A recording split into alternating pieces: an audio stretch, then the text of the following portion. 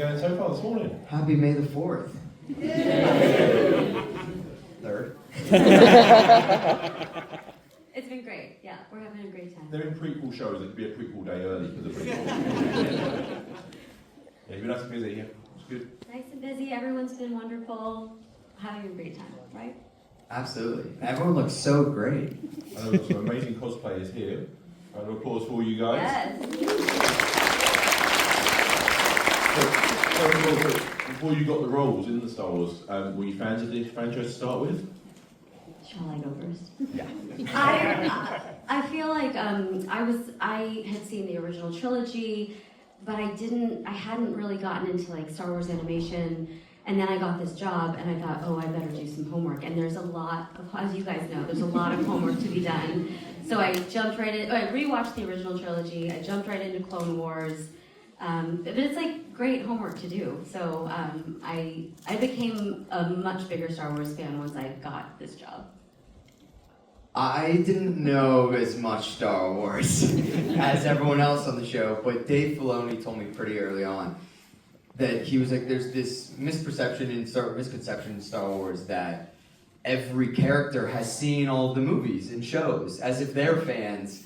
Like Jabba the Hutt is watching Return of the Jedi, and he was like, that's not the case. They don't know what has gone on, and for Ezra specifically, he was just a kid on this planet Lothal, and he didn't know anything about anything. So when he first goes to space in the first episode, he's like, oh my god, I'm in space. That's real. He doesn't know anything when he's calling himself Jabba the Hutt. These are just things he's heard. So Dave Filoni specifically told me, do not watch Star Wars. He said, stay where you're at. This works for us, and we'll go from there. So that's my excuse. Is that when the method acting ended, or did he actually make you go into space for a few days? Yeah, that's where the method acting ended. Yeah, Disney has a big... really big budget. Yeah, big budget. And we just have to say we love Disney for anyone who's listening. Forever and always. So when you got the roles, did they give you much backstory about the characters themselves, or did it help you with the characters' voices, or was that something you managed to bring yourself?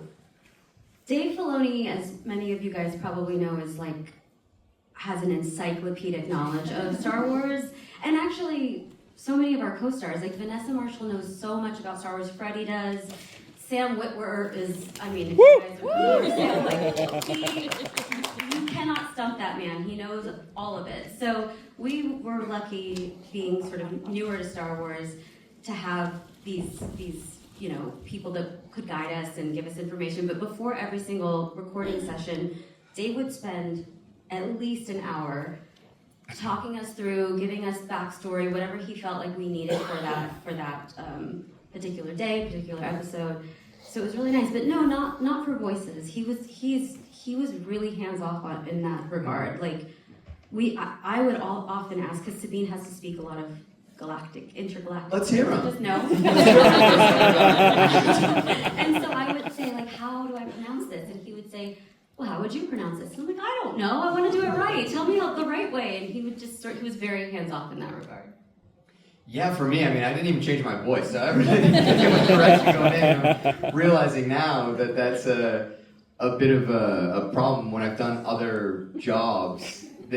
People have gone like, oh, it's just Ezra doing whatever advertisement. If you close your eyes right now, it's just Ezra. Spectre 6 the Ghost is Spectre 6 the Ghost.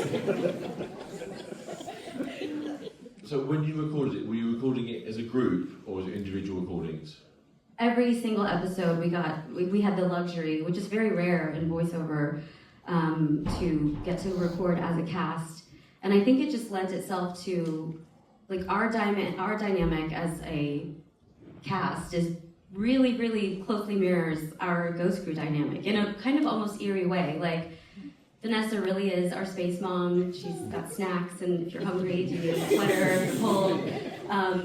And Steve is just like in the corner making weird noises to make us laugh. And Freddie really is like our big brother. And we really do bicker back and forth like Ezra and Sabine. So that's all real. Not much acting going on. And how originally do you have to stick with the script? Do you get to start ad-libs as well, or? No. Not really. It would be like...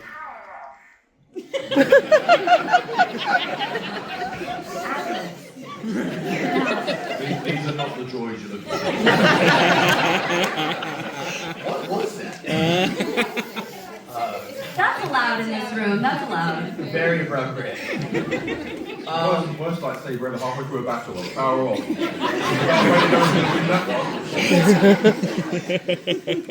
Yeah, I don't know we didn't really ad-lib too much. No. They would ask us like, if the line isn't making sense, you know the character well, like you can make sense of it, and then we would roll with it from there. Yeah, if there was something that felt a little like that doesn't feel right or sound right, they would be like, yeah, say it how you want to say it. But we didn't. I mean, the writing's so great that there wasn't much ad-lib required. I mean, I will say that Hondo, that's awesome. I don't know how much of that is even scripted.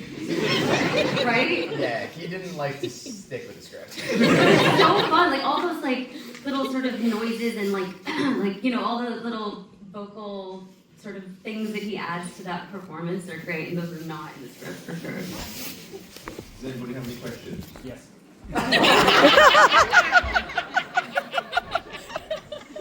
On top of that. I just have to point it out as I was walking. Before I was coming up here. By the way, you look incredible. Yeah. Thanks so much, man. Appreciate that. I'm warm. It's comfy though. It's nice to sit down. It's very rare. You ran for 4 seasons. 4 very, very good seasons, which ended in a great finale. How much of the story were you given at a time? Were you aware of any of your characters' endings, the way they would progress, their development? You're shaking your head, so that's my answer. To an extent, I can give you a longer answer. Yeah. At the beginning of every season, we would get the breakdown of what that season was. But I remember specifically at the beginning of the show, Dave Filoni saying, because with the Clone Wars, it ended before they had sort of wrapped up the story, and they didn't want that to happen again. So Dave and the team at Disney, I think, as long as the first season went well and fans took to it, they had the plan that it was going to be the 4 seasons, and the story was going to get to the point that it got to, so that they could really put a bow on the entire series as a whole. But as far as knowing stuff, we all knew different parts, which you have for the end. Well, I was gonna say yes to everything Taylor just said. I also was No. gonna say, Filoni, you are on a need-to-know basis with Dave Filoni, and most of the time he does not think you need to know. So like, you wouldn't know things that are gonna happen far in the future, or even in the not so far future, unless you needed to know for that performance in that day. But as far as knowing things, I don't know if you guys have ever heard me tell this story, and I don't know. Yeah, we have. So our last session, our last ever recording session together, we recorded our series finale, and we had this big dinner planned right after the recording session ended. And it was a very emotional day, where it's our last episode ever. And we are all going to be leaving the recording studio, going to this dinner. And Dave Filoni stops me, you guys all leave, and he's like, hey, I need you to hang back. And I'm like, oh God, am I in trouble? Am I getting fired? We're already done. Wow. And so everyone leaves. I'm talking all of our writers, producers, and one sound engineer stays, Dave and me, and he slips me a piece of, like a notepad with a handwritten something on it, and he says, I need you to read this. And I was like, all right, and it's the epilogue of the last episode. And I read it, I immediately start crying. So we record it, and then he says, you cannot tell a single soul what you've just read. And then we have to go to the dinner, and I see you guys, and I'm like, Vanessa doesn't know she has a child? Like, there's just, I hope I haven't ruined it for you guys. But, and then I had to keep it a secret for a full year before the finale aired on television, and it was a very difficult secret to keep. Thank you very much. Thank you. So, first off, Tiya, I just want to thank you for signing my the artwork I showed you the other day. Oh, yeah. It was really meaningful. Oh, thank you. So you talked about your fellow cast members. This is kind of like 2 questions I'm trying to get into one. You can ask 2 questions. So for near the end of the show, when Kanan's big moment happens, how did it feel? Because I think you all said it felt weird after that moment not having Freddie for the final few recording bits.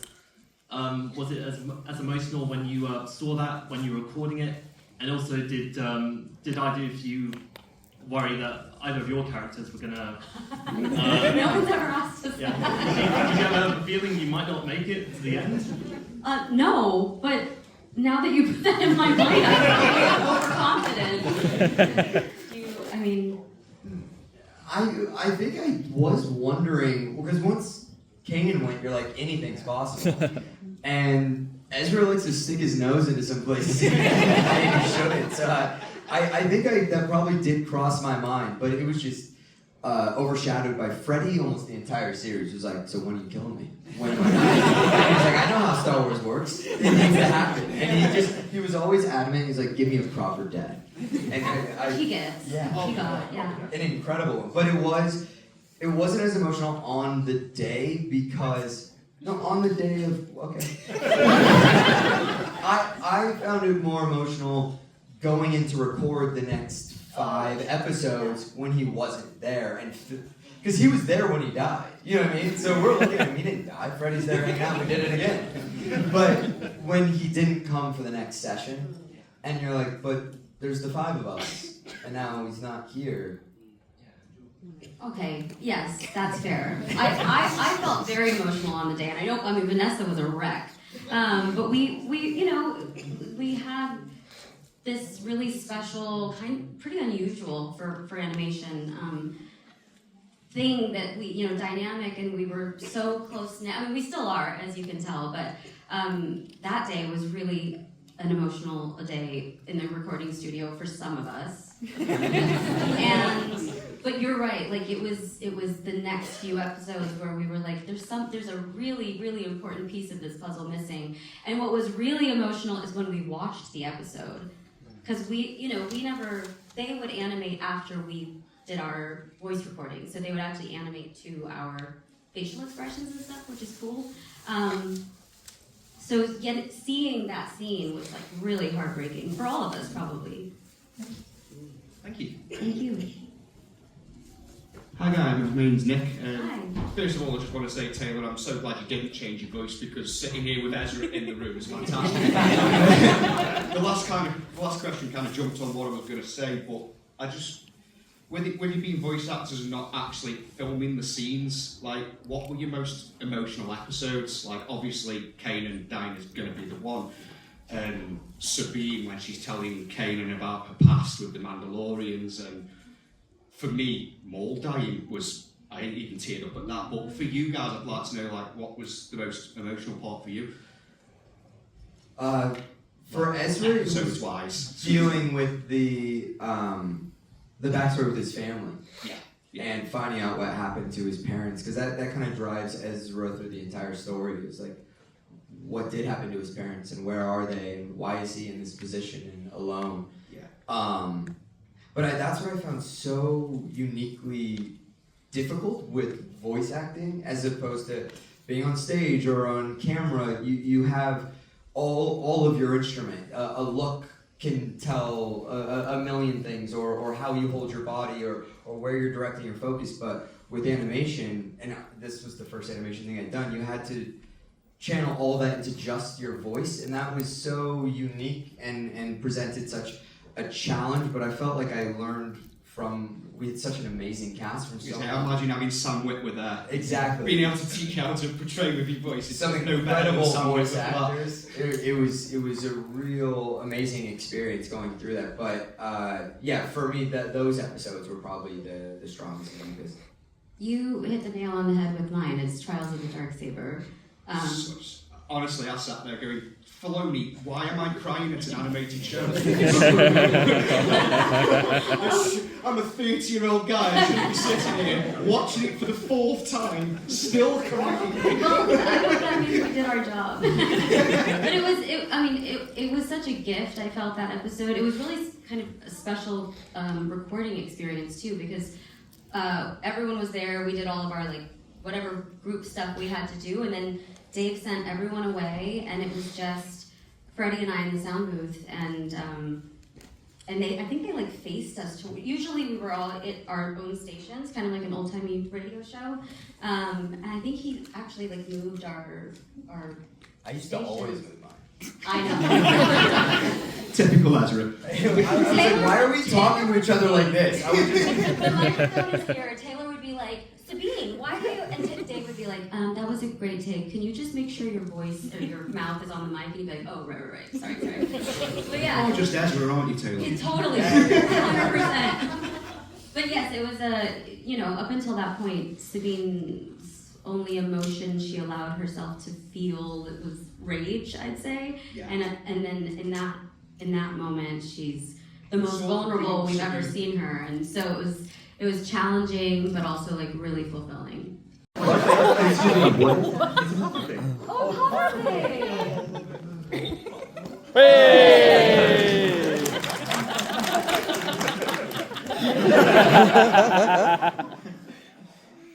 Is that your favourite creature? What's your favourite creature from the show? And my other question was... You don't remember this creature? I do. It blows up in the... Yeah. Yes. And my other question was, is there a nickname Ezra didn't use that you wish you could have used? Well, I'm starting to think Pufferpig. Commander Pufferpig? This is amazing. I'll say Purgle. I kind of feel like I have to say Purgle. I like Purgle too, but I also love the Loth Wolf. Yeah. You know? Yeah. But the puffer pig is very cute. Hey! Let's take this show on the road. Thank you, you too. Love it. Didn't mean to blow up your spot like that. Hi. Thank you for coming to Comic-Con. And second, my question is, if you could have voiced any other Star Wars character, who would you choose to voice? Sabine. Do the lines! I don't think that's really his answer. I'd go with Han Solo. I was gonna say Han Solo. Vanessa's not here, so I'm gonna steal. I know what her answer would be. Asajj Ventress. Like, so cool, right? Yeah. Okay, so you can be Han. I'll be Asajj. Thank you. Thank you. And can either of you do a Han Solo impression or a Harrison Ford? Oh, God. Alright, I'm gonna go back to Pufferpig. alright. Firstly, thank you for coming to the UK. Glad to meet you. My question is, if you, Ezra, hadn't ended up being withdrawn in that far away place, how do you think the story would have been between Return of the Jedi and Force Awakens, if that happened?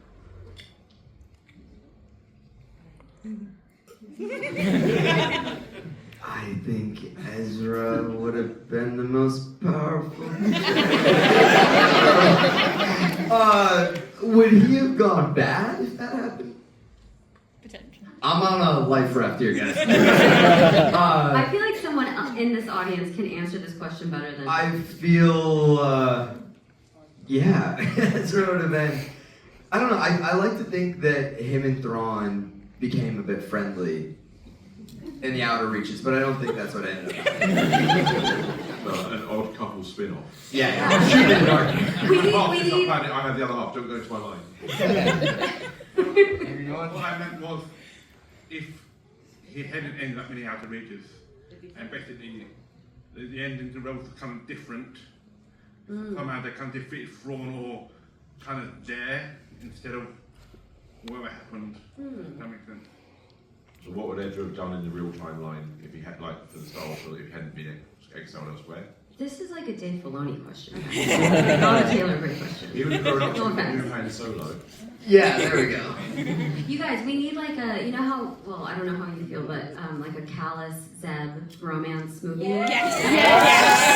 But now I'm all for that, but I'm also now thinking like, do we need an Ezra Maul romance? Or Thrawn. Ezra Thrawn with the Purgle. And the puffer pig. Yeah. There we go. We brought it up. We're gonna write a letter. Thank you. Thank you. We need more comedy Star Wars. Yeah. Say it again. More comedy Star Wars. Yeah. Again, thank you for coming to the UK, as everyone else said. So we know that Sam Witwer has his weird apple trick when he does mole trick. As if those who don't know, he has a plate of green apples that he eats just before he does the small bit, so I'm proud of Lee. As a voice actor, do you have any like weird things you do before you act, or? The apple trick is actually, I know he says that it helps him get to that sort of raspy part of his voice, but the apple trick is also, have you had, I mean, we didn't have it on our... I mean, I ate apples. No. But like, in recording sessions, they will have apple slices because if you're doing like mouth, like, I don't know how to describe it, like pops. Let's hear it. I can't do it. Like, it's not something you just do, but if you have like, they'll say like, oh, have a bite of that apple, because it kind of, I don't know, am I not articulating myself very well? Hydrates your mouth, is that what you're trying to say? Yeah, it helps get rid of those pops and crackles. I don't know. Oh, yeah, like the pop filter and things like Yes. that. Ah, right, okay. I guess my second question is then, do you have any advice for like, prospective voice actors or anything like that? You know, we are so lucky that we've worked with, well, I mean, everyone on our show is so incredibly talented, but Steve Bloom and Dee Bradley Baker are two of the most incredibly talented. I mean, between the two of them, there is no voice, accent, dialect, weird sound that they can't make. And they both happen to have like websites where they, I think Dee's is called Do You Want to Be a Voice Actor? I Want to Be a Voice Actor. And then Steve's is Bloomvox Studios. And they're just a wealth of information. So if it's something that you're interested in, you couldn't learn from two more talented and also just like wonderful human beings. Okay, wonderful. Thank you. Yeah, you're welcome. Happy Star Wars Day! I've got two people who want to wish you a happy Star Wars Day. Happy Star Wars Day! Happy May the 4th!